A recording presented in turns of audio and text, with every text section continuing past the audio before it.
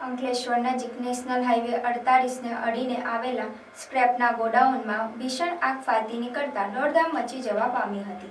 8 fire ફાઇટરોએ 3 કલાકની ભારે જહેમત બાદ આગ પર કાબૂ મેળવ્યો હતો।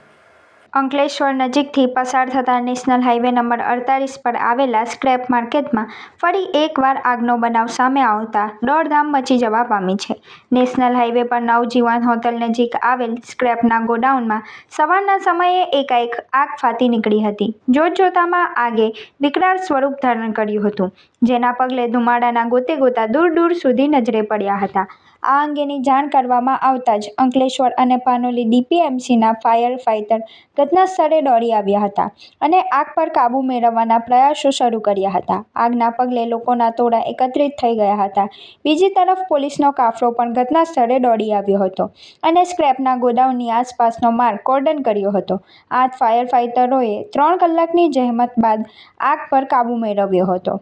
આ બનાવમાં સદનસીબે કોઈ જાનહાનિ થવા પામી ન હતી।